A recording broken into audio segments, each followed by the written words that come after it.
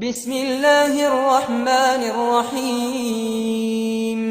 الحمد لله الذي أنزل على عبده الكتاب ولم يجعل له عوجا